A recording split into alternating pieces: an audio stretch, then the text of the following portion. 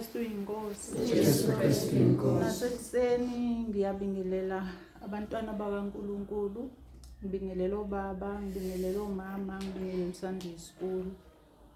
Sengathi kade nganigcina ngenxa yokuthi nahamba naya Richards Bay sangabonana, kwabuye kwaba isonto lami lokungena emsebenzini sangabonana, masobonana manje. Enhlizweni yami ke ngiyabe nginikhumbula, ngiyanithanda futhi kakhulu. Ngalokho nganginobufakazi nje bokuthi uNkulunkulu koweshumi uma uthembekile, uma wenza intando yakhe uvela zibonakalisa. Ziningi indlela angazibonakalisa ngazo. Hayi ukuthi mhlawumbe uzozibonakalisa ngokuthi wena uthola okuhle phela njalo njalo.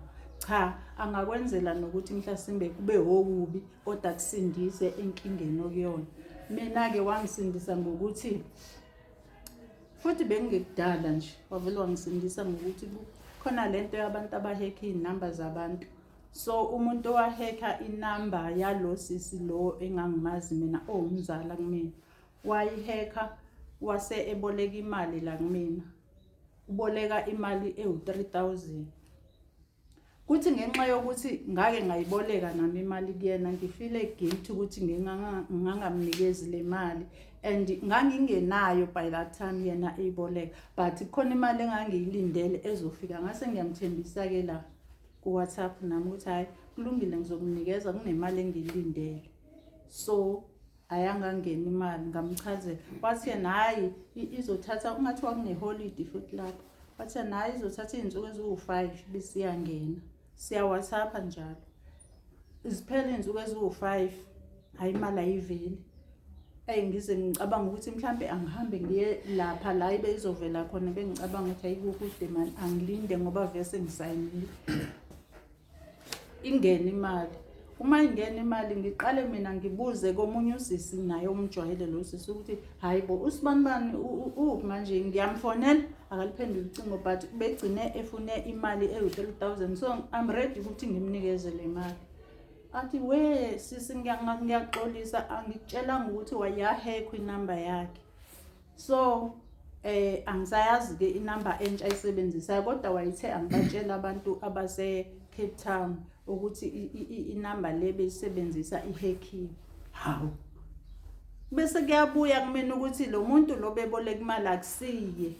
Ngibese ngibonga uNkulunkulu ukuthi uyisindisile le mali ebe izohamba yesigebengwini, because uNkulunkulu vele wadelay isikhathi sokuthi ngimkhokhele.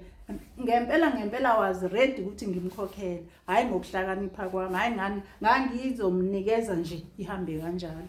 So ke bazalwane ngiphakamisa amandla okukhokha okweshumi, ukuthembeka okweshumi, ukuthi akuyona imali encane kumina le yayizohamba, imali enkulu kabi. So okwesibili futhi engikubongayo nje lapha emsebenzini kunomama obebekwe kuthina, kodwa lo mama bengafanele ngabe kuthina, bekufanele ukuthi ubeke kwelinye, ukuthi bebekwe kanjani la angazi. Kodwa lo mama ube ne-cancer. So i-cancer yakhe bengingayazi ukuthi bingaphakathi ngoba mina bengingasebenzi na, although bekuendaweni eyodwa.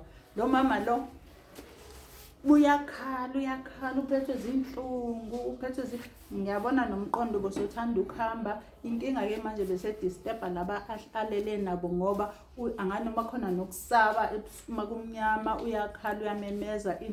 Usister lo asebenza naye lokho up and down eyakuyena. Kwafika la inhlizweni yami ukuthi kusekhona la ngidineka khona. Kwavele kwathi qatha lo mkhuleko lo ka May 18. Nawo bengisanda ukuthola hayi ukuthi into ebengihleli nginayo, kodwa enqondweni kwathi qatha kwakhona into angisuke ngihambe ngiye kuyena lo mama. Ngasukuma ngasho la ko sister ngathi ngisaya kumama lo.